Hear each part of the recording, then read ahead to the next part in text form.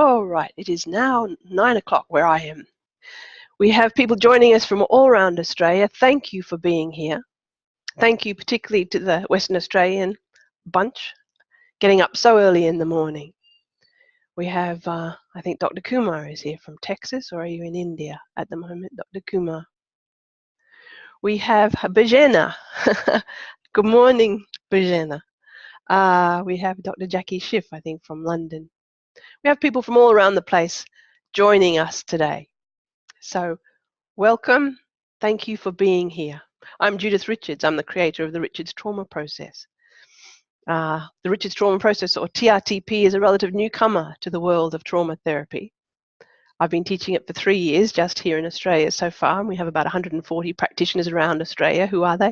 They're psychologists, psychotherapists, nurses, paramedics, a truly great bunch.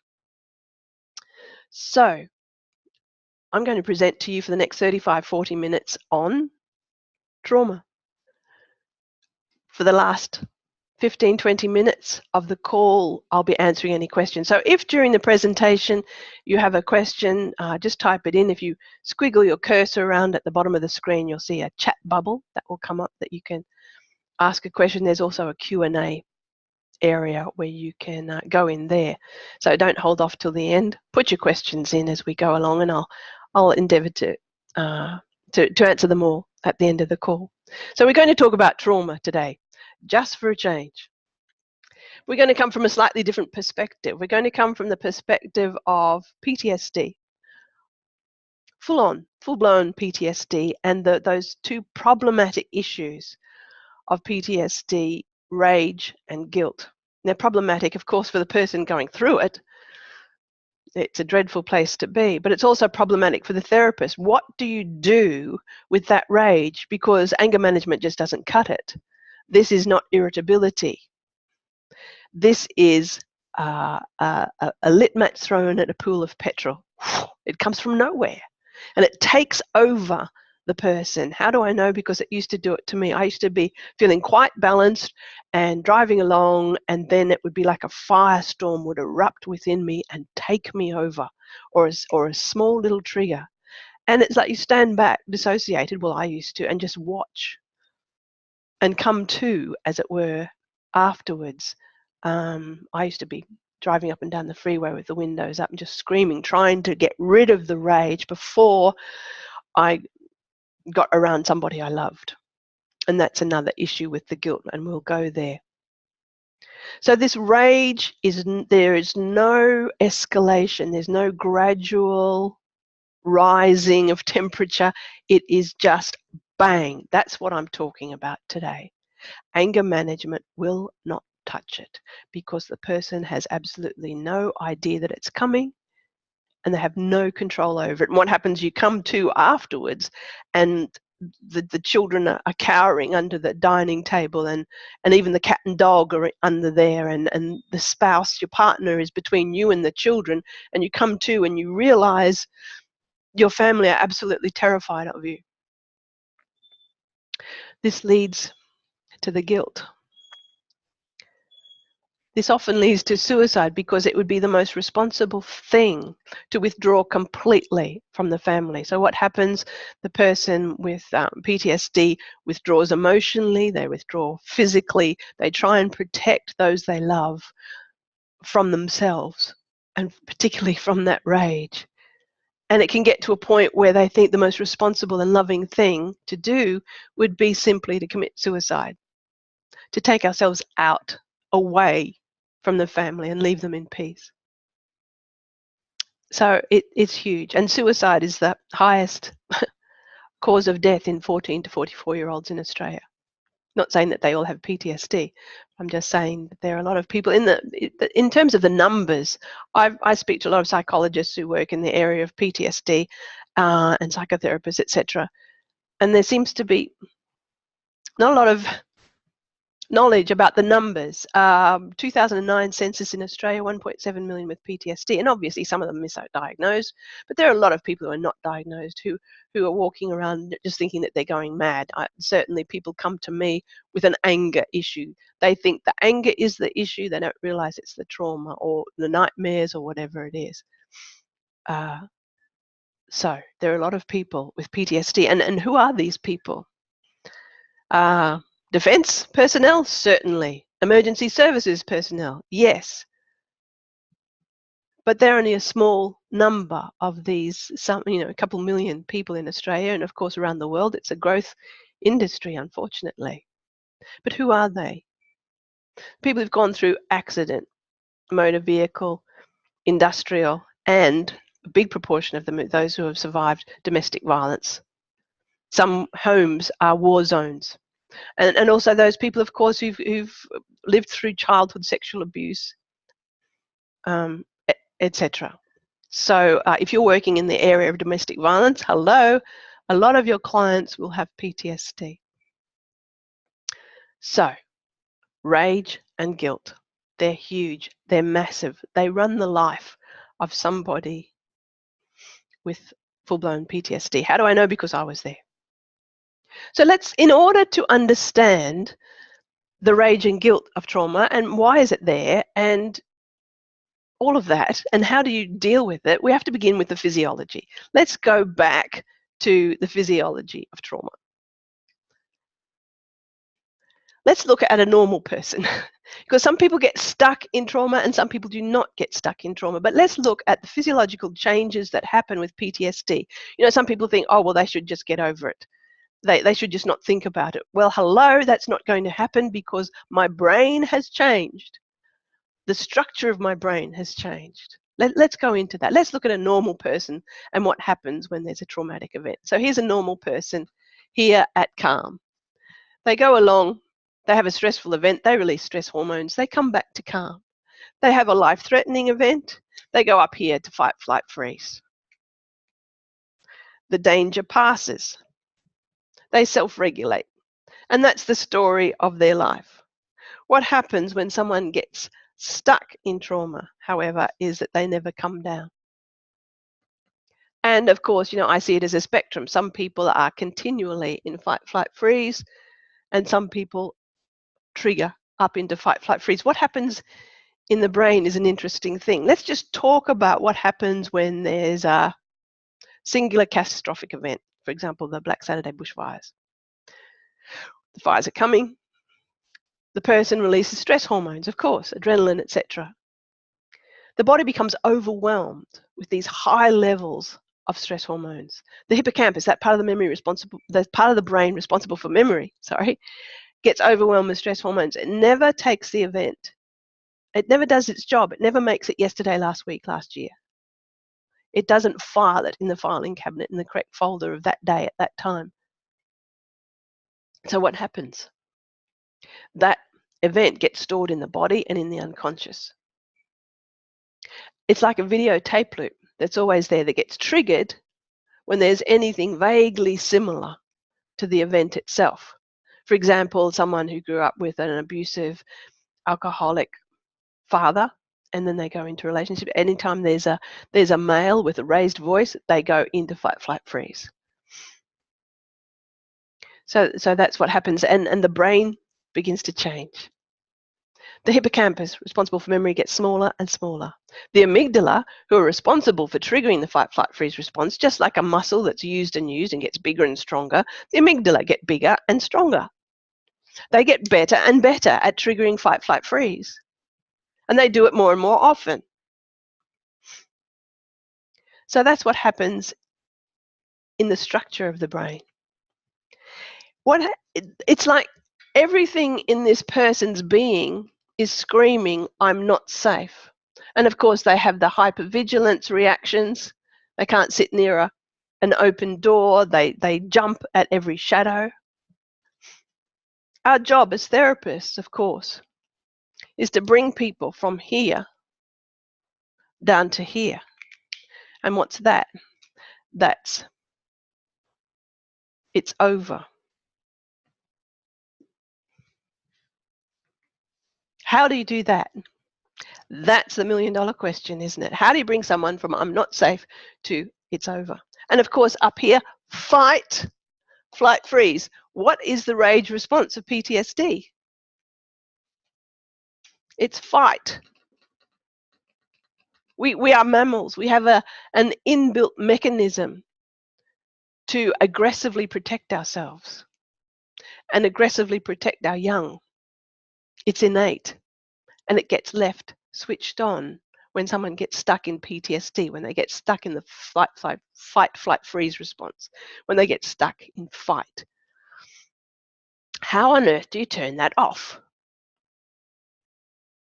Well, Bessel van der Kolk, Peter Levine, top trauma specialists, these days are agreeing that two things have to happen to bring someone from here, I'm not safe, to here, it's over.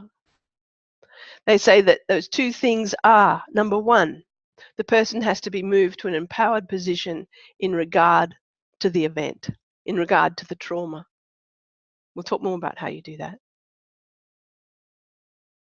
Peter Levine talks about the need to tap into that primal instinct of protective aggression in order to unlock the frozen hippocampus.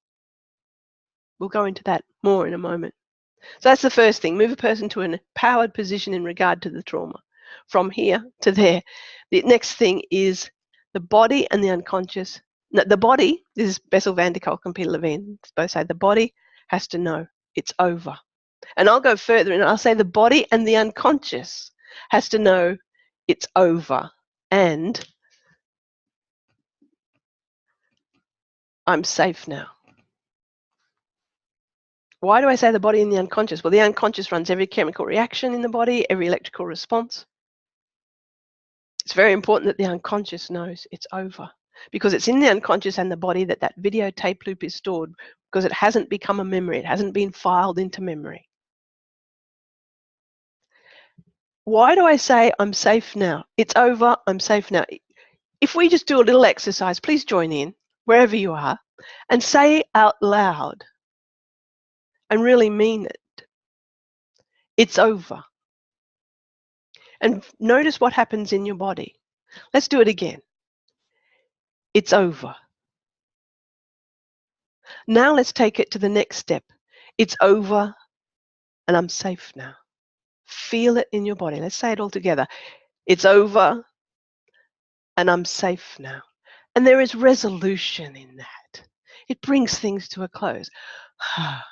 In TRTP, and I'll tell you where we do that.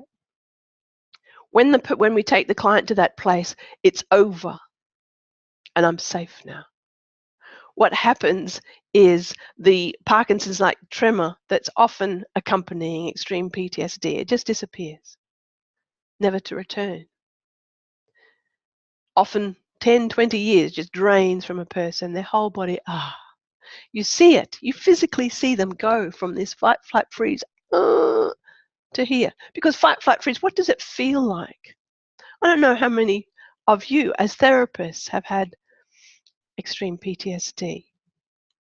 It feels like the accelerator and the brake, pedal to the metal 24/7, doing burnouts. And it's exhausting and it impacts the body. We won't go into the various impacts on the gut, etc. It can cause autoimmune disease, lupus, chronic fatigue, fibromyalgia. When we use TRTP with people with these conditions, they're gone. So I'm not safe to it's over, I'm safe now. And they come back to here. And they just become normally reactive instead of hanging from the ceiling by the fingertips. So where to from here? How do you actually do that? Well, what I'm going to give you is the first steps of TRTP, the first steps of the TRTP process that you can take and use immediately to be more effective no matter what therapy you're using. And then I'll go on and give you a quick outline overview of what we do to create this so quickly. So the things to use first are, and just let me clean this off for a second. We use the T. I've had so many therapists contact me after learning this in a workshop or a webinar. Excuse me, I have a cold. You may have noticed. I get messages from therapists. Just one moment, thank you. Thank you for your patience.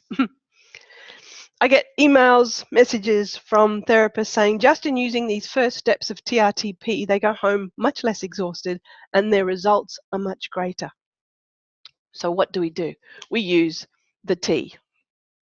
We say to a client, you're here. You get to choose. Because it begins with a conscious decision. Do you want to be not well or well? And people often get cross at that point. Do you think I want to be like this? You know, I've spent so much money trying to get well. No, calm down. Just make a conscious decision because this is where it begins. Not well or well. They go, well, of course I want to be well. Okay. Who's responsible for you becoming well?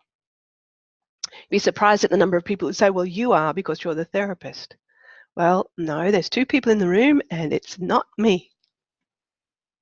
Oh, well, I'm responsible. Right, good. What would be the worst thing about being well? So why do we do this? Is to bring up secondary gain, secondary benefits straight away so that we can deal with those. Well, it might be that I have to go back to work, that I have to find a job. It could be anything. I had a woman who said that she would lose her husband. I said, why? She said, because they were separated. He only came back to look after her. So we had to deal with that. So I'm just going to go a little bit further than not well and well and tell you exactly what I do. And I'm sorry, I'm going to swear.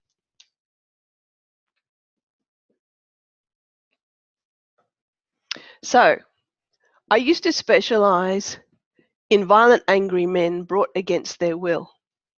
These people would be brought in by the men in their family. They'd be off to kill their ex-girlfriend or the wife and the new boyfriend and the children. You see it in the paper all the time. And they were not exactly compliant. They didn't even want to be there. And so they would be there and I would be a little bit in their face because it interrupts the neural superhighway. I'm going to go and do this. No one's going to stop me. And I'd say, just make a decision. Do you want to be fucked or fan-fucking-tastic? You think you're fucked now? This is nothing. There's a world of pain coming right at your head. Make a decision. I can take you to here. What is it that you want to do? I won't go into the rest of it, what I do, but within minutes, they would be completely compliant. So we have a very interesting technique of getting people to be compliant very, very quickly. However, having said that, some people, as we know, are invested in their own illness. It is part of the cure to wish to be cured, as the great philosopher Seneca said. So not well. Well, you also say victim or victor. Victim or victor. You know, dreadful things happen. They should never have happened and they happen to you and that's a real shame, but it has happened. You can have what has happened destroy the rest of your life, or you can have what has happened propel you to extraordinary. You can go from fuck to fan-fucking-tastic. I'll take you by the hand. And as long as you engage, and I'll teach you to engage, as long as you engage, you can expect an extraordinary outcome. So that's the first step in TRTP. The next is who's responsible for your becoming well. And at that point, so many therapists go, oh, I knew that it was not a good thing to be emotionally invested in the outcome and want the cure, want my client to become well more than they wanted to become well. But in doing that and handing it back to them, who's responsible? Oh, I'm so much less exhausted. And it allows the space for the client to step up and take responsibility. Because so many people come to us and they expect us to throw fairy dust at them. And bingo, they get well. Well, it's not going to happen. They have to be engaged. So that's the first step with TRTP. The next thing is we educate them about why things are happening. We show them the graph and the number of people who will point to somewhere on the graph and say, that's me, that's me. Do you mean I'm not nuts? No, you're not nuts. Well, that's me. Yes. And there is power in that knowledge. The other thing that happens is we in session 1, TRTP is a 3-session process. In session 1, we change the unconscious core beliefs that keep these patterns of behavior continuing. I'll go into that in a moment. Session 2 is the rubber hits the road. We take the emotional charge from the past. We bring them from fight, flight, freeze to calm. We have the hippocampus make the event a memory, and the person becomes calm. I'll go into that in a moment. And in the 3rd session, we create the future, because people who are stuck in trauma have no future focus. And that's fun here. So let's start about changing the unconscious core beliefs. What on earth am I talking about? Well, from even before we're born until we're 7 years old, we take on ideas of who we are and how the world works. If our mother, when she's pregnant with us, is under extreme duress, extreme stress, we take on her stress hormones. We pick up that I'm not safe. For some people, birth is a life-threatening experience. And some people are born into less than celebration. And even for those who are born into celebration, we take on ideas from our own tiny person's perspective, or from things that people in authority, adults in authority, say to us. For example, the grade 1 teacher who says, you'll never amount to anything because you're stupid, etc. In session 1, we change the unconscious core beliefs from the negative to the positive. These unconscious core beliefs are the foundation of our life. There's a reason why the Nazis and the Catholic Church say, give me a child till they're 7 and they're mine for life. It's because that's when our basic core beliefs are laid down. What are these basic core unconscious beliefs? They're things like, so for example, someone's grown up in a violent household, they go on to be bullied, they go on to have violent relationships in adulthood. What's going on there? What could be the unconscious core belief that's driving that? I'm going to swear again, sorry. It's I'm shit and I deserve to be treated like shit. I deserve to suffer. I deserve to be punished. And no matter where that person goes in the world, they will attract a partner who will be abusive, until you change the unconscious core beliefs and change the whole trajectory of their life. If you're working in weight loss, for example, and someone has been sexually abused as a child and they are now morbidly obese as an adult, and you're trying to help them to become slimmer and healthy and well, and if their unconscious core belief is from when they were little and they were sexually abused, is if I'm attractive at all, I'll be abused.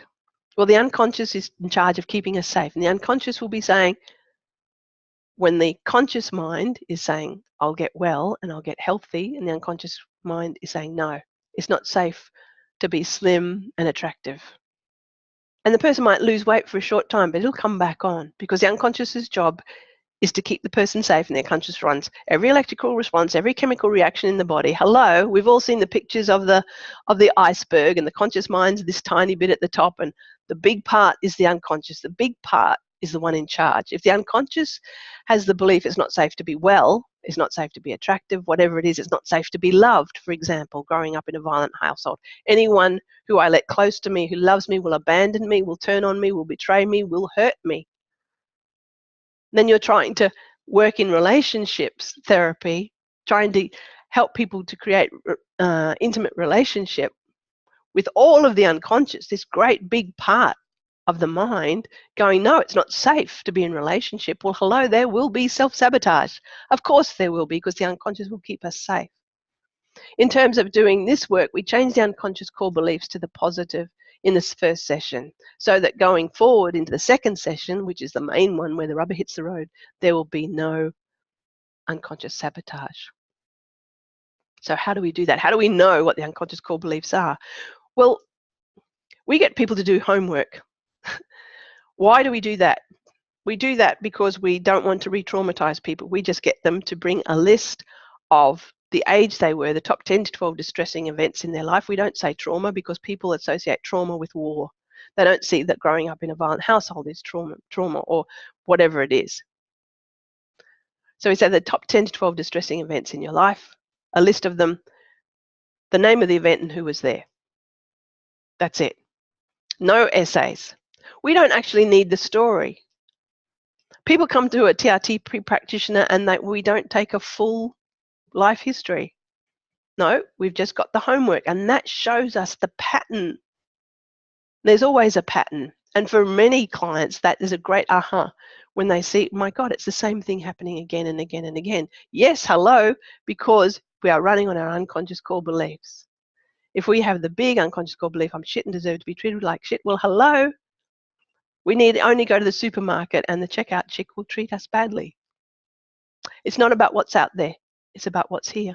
In terms of the homework, the relief on many clients' face when, well, I don't have to tell the story. No, like the soldier, 26 years old, landmine, our team. Well, don't you want me to tell the story in all its gory details? No. I don't want to know. I don't need to know. Do you want to tell it? I said, no, I don't want to tell it. Every time I tell it, I go back there. I don't want to go back there. I didn't like it the first time. Well, good. So TRTP does resolve trauma without re-traumatising, and that's part of it, that homework. From that homework, we can work out what are the unconscious core beliefs. We have a list, and you just tick off what would that be. What would be driving that behaviour? The continual abusive partners. Well, it's not safe to be loved. Anyone who loves me will hurt me. And so we create that.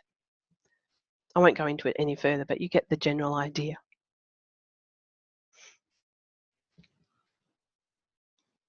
From fight, flight, freeze to calm. That's what we do in the second session. How do we do that? As I said, Peter Levine says in order to unlock the frozen hippocampus, we have to, and the frozen fight, flight, freeze response, we have to connect the client with the aggressive mammalian response, instinctive response of self-protection, aggressive self-protection or protection of young. How on earth do you do that? Well, you know, it's an interesting thing. In each of these 3 sessions, we use hypnosis. Why? Because it makes logical good sense, because trauma is not stored in the conscious mind, it's stored in the body and in the unconscious, as we've said. And so we create theatre of the mind. This is not Ericksonian hypnosis. It's very direct. We create theatre of the mind. The body and the unconscious will absolutely believe what we richly envisage, what we richly imagine. I'm sure the word magic comes from the word imagination. So we take clients through various rich scenarios. They create the movie in their head. I say, I'll do everything at my side to create a fabulous result, an extraordinary result. But I can't get in your head. The richer you make your internal experience, the more profound will be your outcome. Are you up for that? I go, yes. So what do we do in session 2 to move the person to an empowered position in regard to the trauma? Well, when people are stuck at that fight, flight, freeze, generally what has happened is that they're in a life-threatening event and they had no control. They thought they were going to die and they had no power in that situation, or they were witnessing it with others. So how do we bring them back to power? What has happened is that aggressive self-protection has never kicked in for whatever reason. So we create scenarios where we dissociate. You're on the edge of a movie scene and you're watching a scene. You step in, take the person out, the younger you out, and you stand up to the perpetrator as the protector of that other. Particularly women in our society have a tough time tapping into the aggression of self-protection, but my goodness, we'll stand up for our children. So we create the scenario as if the younger person is our child, and we put them in safety and have the client step up and take control of the situation. How dare you put a hand on that child? Can I just put in a proviso here? Please don't use this at home. Our training program is an extensive program that goes over several months.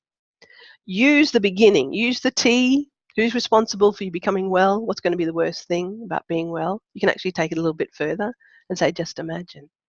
They've tapped into the unconscious, that it's 12 months down the road and everything's changed and life is good.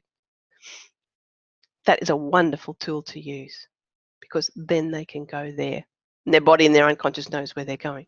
But coming back to this, I'm just going to give you an outline of TRTP, why it works, but please don't use it until you have further training, because you can actually re-traumatize people.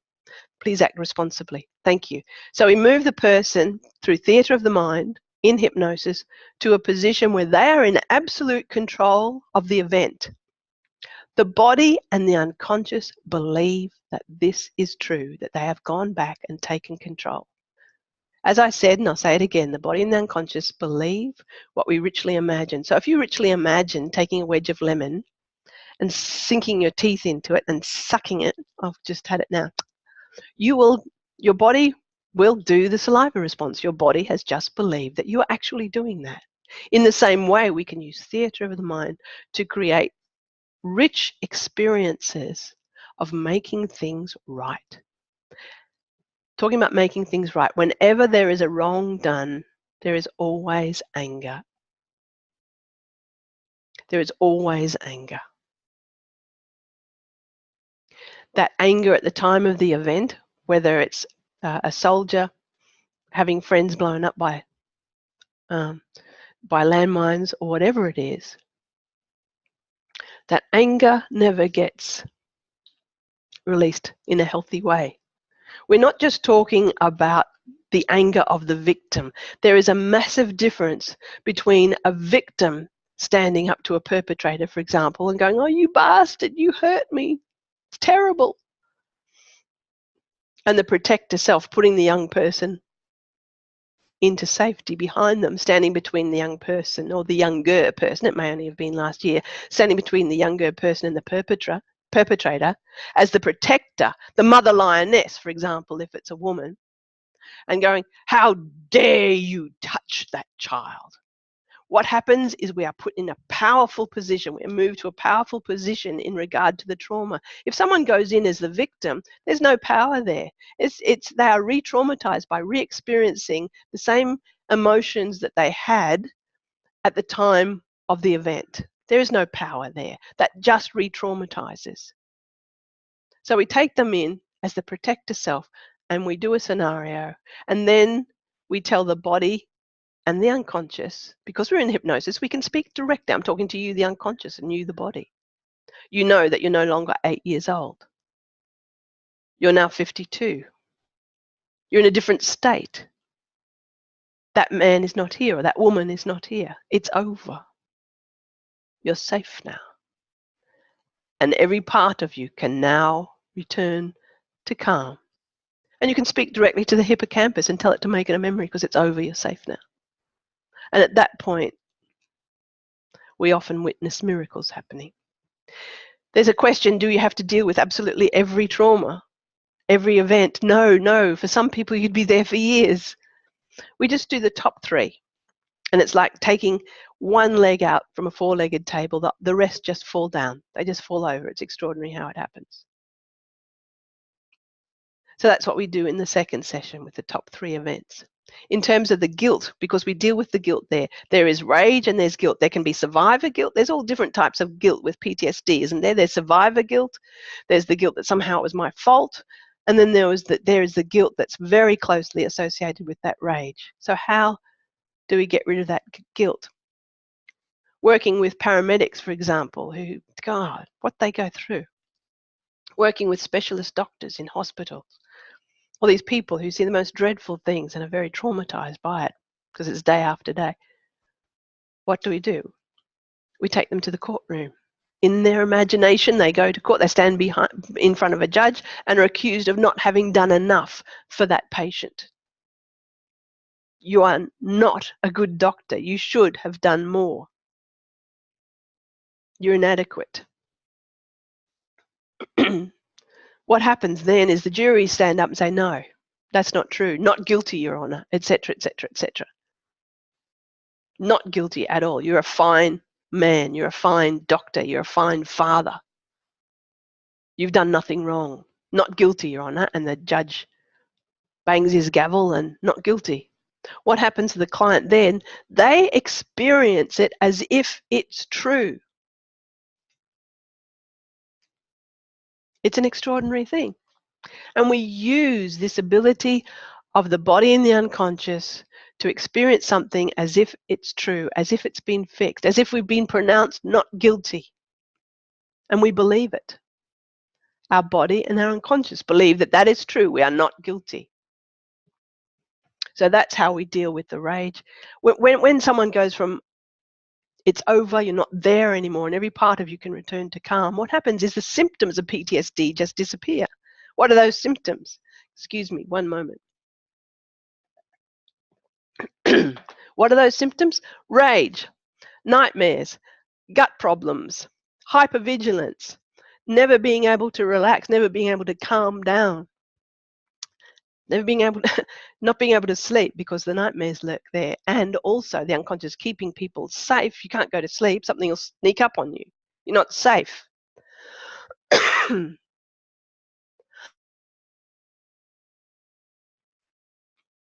So at that point, the symptoms just disappear. The symptoms of immunodisorders, the chronic fatigue, fibromyalgia, lupus particularly. I have seen it happen with multiple sclerosis. And then third session, in hypnosis, we create the future. We actually take the person 12 months down the track or whatever it is. We also, in the third session, it's only a small session, we tick through that everything that person wanted to move away from. They bring us, as well as the timeline, and it's not timeline therapy a la NLP, can I just say. It is definitely not timeline therapy a la NLP. But as well as the timeline, they bring from, I want to move away from this in my life. And then the most important list is to, I want to move to this. This is how I want to feel. In the third session, we go through and tick off that everything is moved, and they have moved themselves to all this list, the to list, where they want to be. I want to be confident and relaxed. I want to be able to wake up feeling some joy. I want, etc., etc. So you get the idea. So that's what we do. The symptoms after session 2, at the end of session 2, simply disappear. It's not terribly difficult. So there we are. That's a quick rundown on what we do in TRTP, how we get rid of that rage. There is no anger management involved. I worked with a lovely, lovely specialist medical doctor the other day, a pediatrician. I finished working with him, I don't know, a month ago. And he had that rage of PTSD. He had been through the most horrendous events, and he was getting into real trouble at work because he was going into that rage. And at home, it was even worse because he was going into it more. He said to me at the end of the third session, I thought that after doing this work, I'd be able to control my rage more easily. And I said, and? He said, well, I'm not controlling my rage. And I went, He said, there is no rage. There's no anger. It's gone. I try and bring it up and it's just gone. I try and get mad about something at work or at home. No, it's wonderful. So on that note, we'll open up for some questions. Now, so feel free, type in your questions. Thank you very much, and we will answer them. Someone has asked, does this work with children?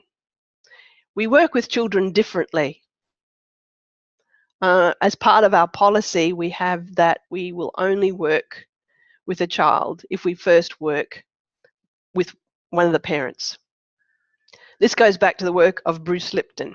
Bruce Lipton in the 70s was doing proper science. He got a big award for discovering that our cells have only 2 switches, shut down, survival, or thriving. There's nothing in between. We're either thriving, the cell is thriving, or shut down. It can't be just half turned on, no. It's off or on. And it's environmental triggers that cause this change. He says we are a community of 50 trillion cells. We have 2 switches, shut down, survival, or thriving. There is nothing in between. He says if you are not thriving, it's the environment stupid. I'm not calling you stupid, it's just what he says. I take it further. I say the main environment's between our ears, those unconscious core beliefs and the storage of trauma, etc. And of course, there's a reason why we say toxic workplaces, toxic relationships. Of course, the relationships around us and the environment we find ourselves in are massively important. We go through this with a new client. So the environment is all important. We have to switch people on to full life. So in terms of children, we have to have a parent who's got their acts together, who's balanced and calm, who can create the environment for that child. You can take a sick fish out of a sick pond, clean it up, put it in a clean pond, and it will thrive. Take a sick fish, clean it up, put it back into the toxic pond from where it came, where the issues came from, and it will get sick again. So we have a policy, there's no point working with a child if they're going back into the toxic pond. We first work with at least one parent. Is this helpful with complex trauma and the consequent dissociative disorders like multiple personality disorders? Yes. Complex trauma, it makes no difference whether it's a singular catastrophic event. You know, and no one just has a singular catastrophic event. The way I look at it is it's a balloon. I don't know why mine is red. Yours can be any color. But the stress of life, the distress of life builds up and builds up. If we take away the word trauma and just use distressing events, we get a much clearer picture of what goes on. So the distress of these distressing events builds up and builds up and builds up. When working with catastrophic trauma, for example, we take the emotional charge out of that balloon, out of earlier events, and then when we get to the catastrophic event, there's no pressure there. It's very easy to deal with. So getting back to your question, Annie Plowman, in terms of dissociative disorders, we go much more slowly in just bite-sized, gentle pieces, and we generally, with each part, bring that part to a place of it's over, I'm safe. So it takes longer, 7, 8 sessions. But yes, normal dissociation and DID, yes, it can be. Certainly normal dissociation, that's just gone very quickly. What does creating the future involve? What is the homework done at the beginning? The homework done at the beginning is 3 lists. One is the top 10 to 12 distressing events of your life, and just how old were you, the age you were, the name of the event, and who was there. That's list 1. The second list is what you want to move away from in your life. For example, I don't want to wake up with dread every single day. I don't want to just erupt with rage towards my family members, whatever it is. And what do you want instead? What do you want to move to? And this is the most important list. We say to people, dream a little, because this is what we are going to create. I say to people, complex PTSD, that's nothing. It's a given. It's gone. The most important thing is what do you want to create instead, because that's what we're going to do. So that's the list, the homework. What does the creating the future involve? It's really simple. The unconscious is an extraordinary thing. We take people back to a couple of fabulous memories and they notice how they get there. Then we say, now it's a year in the future and you're there. What's going on? It's extraordinary what some people say. I remember I had a chef on one of the big Australian train journeys, and she suffered from extreme anxiety, and she went to a future where she was chefing in Canadian snowfields. She'd never thought of that. So the unconscious takes over at that point and creates a fabulous future. It's not difficult. There's some other questions here. Lynn Guy. Hello, Lynn. I'm a hypnotherapist and NLP practitioner. Would you kindly give a quick outline of the difference between the NLP timeline process and stage 2 of TRTP? Lynn, we don't have time for that. It would take too long. We do not take the person back to the event. In NLP timeline therapy, you go back over the timeline and go to the event. We don't do that. They didn't enjoy it the first time. They're not going to enjoy it the second time. If someone had taken me back to my dreadful events, I would have, sounds terrible, but I would have tracked them down and killed them and then killed myself. So horrendous were those events. So there's none of that. We take them back in a dissociated thing as the protector of the young them. They do not re-experience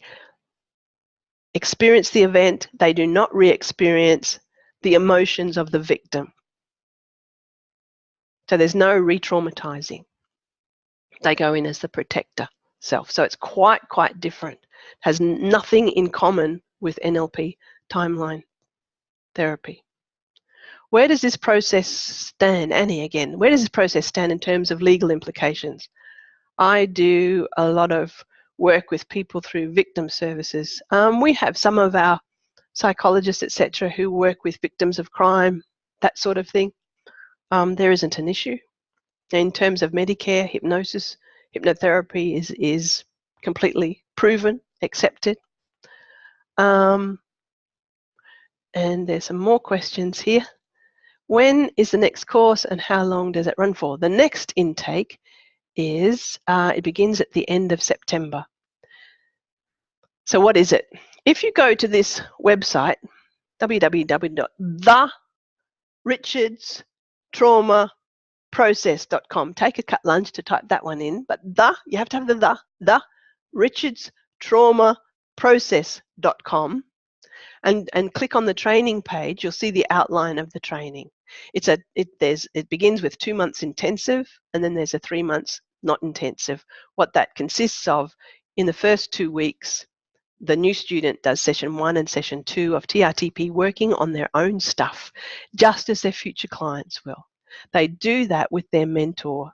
A mentor looks after about 4 new students. We have so much support in this program. So that mentor will hold their hand during the first 2 months of the program. After they've done their own stuff, they understand the power and the possibilities of what TRTP does. They've lived it themselves. And then there's a 3-day workshop. That's the only face-to-face, because the sessions can be online. I see most of my clients online. They can be anywhere in the world. We are no longer geographically constrained. It's wonderful. So you do the 2 sessions, go to the 3-day workshop, which is at University of Queensland in Brisbane. In that 3-day workshop, it's very experiential. You get lots of actual doing. By the end of that 3 days, you are able to go and start working with clients. We ask people to have 10 clients lined up, ready to go. You bring the client's homework to your mentor, and your mentor advises you and holds your hand, tells you what to do with each client. They do that on a video conference call with the other mentees, the other students that they are mentoring. So not only do you get advice on your own clients, but you look over the shoulder at the others. So by the end of the first 2 months, you have runs on the board, you have actual experience, and you know what you're doing. And you've not only worked with yours, but you've looked over the shoulder at the other students in your group and what happens for them. There's also a 2-hour video conference call each week, which I run, where we can't cover everything in that 3 days. So after that 3 days, we go further. That's just the foundation, and we add on to that with the 2-hour video conference call each week for the next 5 weeks. So that's the first 2 months. That's pretty full on.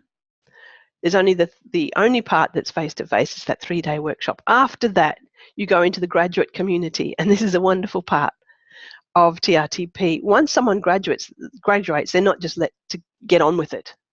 No, we have extraordinary support. There's a 1-hour video conference call each week, which I run, where you can bring tricky cases. There's also an online forum, which is quite private, where you can ask for advice. I have this client, I'm not sure what's going on, blah, blah, blah, blah, blah. And you will have people with the most amazing wisdom, insight, and experience who will guide you what to do. Sometimes there's a conversation there with 40 different people.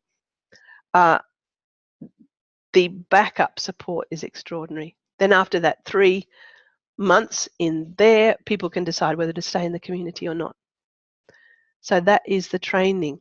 Can you tell us about some of your tricky cases? Well, my trickiest case was Jason. As I said, I used to work with violent, angry men brought against their will. Jason, that morning that he was brought to me, had been pulled off strangling his wife. He'd smashed every window in her house, ex-wife, sorry. He had smashed every panel and window in her car, and he had broken her guitar over his head and had not had medical attention, so he came in with deep gashes and dried blood. He was very tall. He'd broken his neck 4 times. He pulled up his shirt and he had morphine patches for the pain. He'd been on a disability pension because of this for about 7 years or 9 years.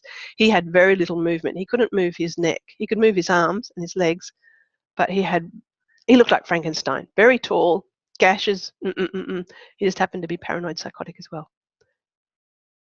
By the end of our sessions, he had full movement of his neck. He was the angriest man I've ever met, a very dangerous man, the sort of person who, if he went into the pub and someone looked at him oddly, he'd find their car, he'd put a tow rope on that, attach it to his great big Land Cruiser and take that car across paddocks and smash it up into trees, etc. He was out of control because of childhood dreadful abuse. He just thought he was mad, and he had anyway. By the end of the session, he had full movement in his neck. He had no pain.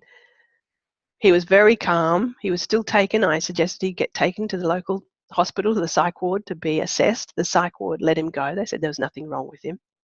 That was on the Monday. By Friday, he was back at work as a panel beater.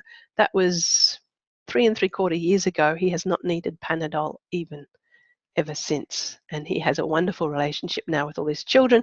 He sends me photos of them camping all the time. So that was a tricky case. What if I would like a session for me as a client with you? Chris, send me an email.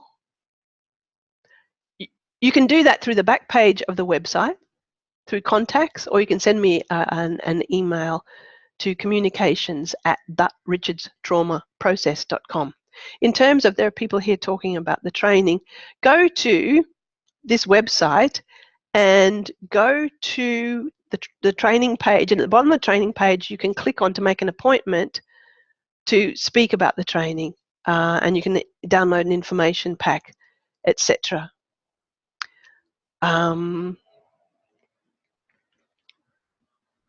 So do that, and myself or one of the team will talk with you. There's a 20-minute question and answer session just on the phone, and we'll give you the information. To be a TRTP practitioner, you need to be a certain type of person. You need to be strong in who you are. This is not for cup of tea therapists. We don't accept everyone who applies. I mean, it sounds terrible, cup of tea therapist, but you know what I mean. This requires a leadership position to be taken by the therapist. I've got you. You're safe. I know exactly what to do. All you need to do is follow my instructions and engage in the process, and I'll teach you how to do that. So it's not terribly collaborative. It's not what do you think we should do. So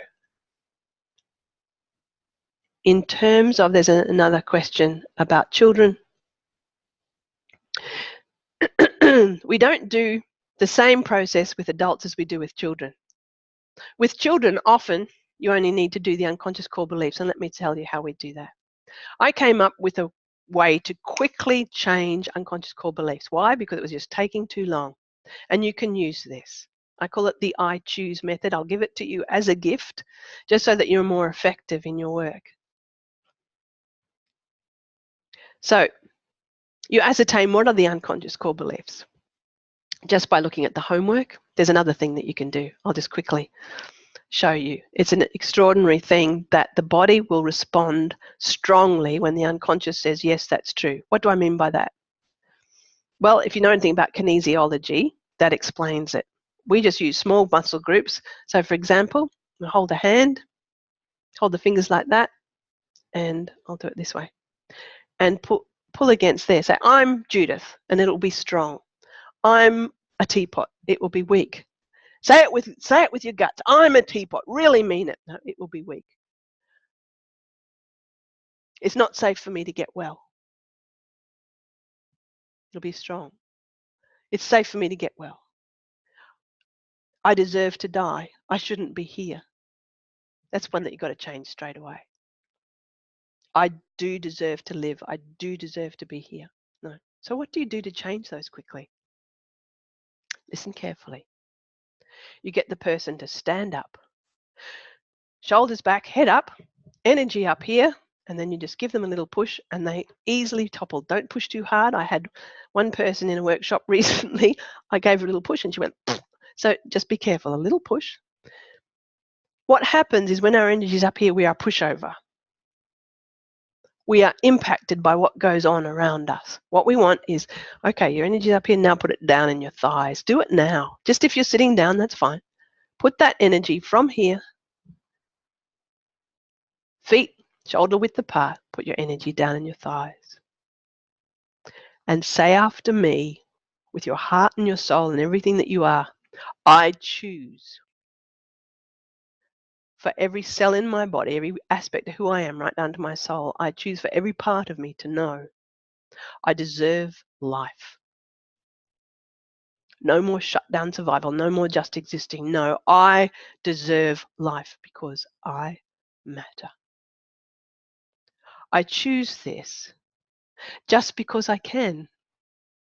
I'm that powerful. I get to choose. That is my power.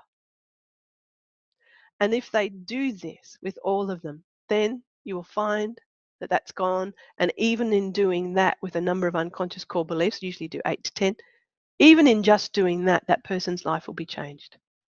If you change, I deserve to be treated like shit because I am shit, to, I choose to know I don't deserve to be treated like shit. I am not shit. I deserve to be treated with care and respect because I'm valuable. I matter. I choose it just because I can. I'm that powerful. I get to choose. That is my power. If you do that, their whole life can change. Their whole life does change. Instead of ending up in the way they were going, they end up somewhere else. They stop attracting in people who will abuse them, who will hurt them. It's extraordinary how it works. So there we are. We have time for one more question. Okay. No, that looks like it's about it. Well, good on you. We have to use methods that are different. The American Psychology Society Association say that we should only use methods. They don't say we should only use methods. It says we should use methods that have been proven, evidence-based, and we should not close our minds to new processes, new ways of thinking, because that would be detrimental. This is a newcomer. TRTP is a newcomer to the world of trauma. I remember a training a little while ago I was doing, and everyone in the room had at least one PhD. Some of them had more. And went around the room and said, why are you here? You are so educated. Some of you people have studied trauma all around the world. Why are you here? And they said, we've had clients for 10 years, 20 years. What we're doing is so slow and it doesn't work. And yes, EMDR does work, but this is much faster. We have to do something different. There is a tsunami of pain out there, not just in Australia, but in many, many countries. And when you look at the work of epigenetics and how trauma is passed on from generation to generation in the methylation of the DNA. Well, hello, last century, what did we have? 2 world wars, nuclear bombs, God knows how many holocausts, genocides. That builds up. Is it any wonder that we're in the situation that we are? Hurt people hurt people. We need to do something different. There are people out there killing themselves every day. In my own family, 2 family members have committed suicide. I didn't work with them. Obviously, it was before I did TRTP. We've got to do something different, people. This is different. It works. We are starting research projects on it, etc., etc. It's early days. But if this calls to you, if it resonates with you, do go to the website, go to the training page, click on the link at the bottom of the page to make an appointment with me or one of our team. If you are wanting to do some work yourself, I've only just started again after 3 years of just teaching, just taking 1 or 2 clients a week. I'll be doing that for a short time, so you can contact me. If there are any other questions you have, you can go to communications@therichards.traumaprocess.com, and that will get to me through lovely Ken. So thank you, one and all. Have a lovely day, or if you're on the other side of the planet have a lovely evening. Thank you for joining us, and I'll see you next time. Thank you.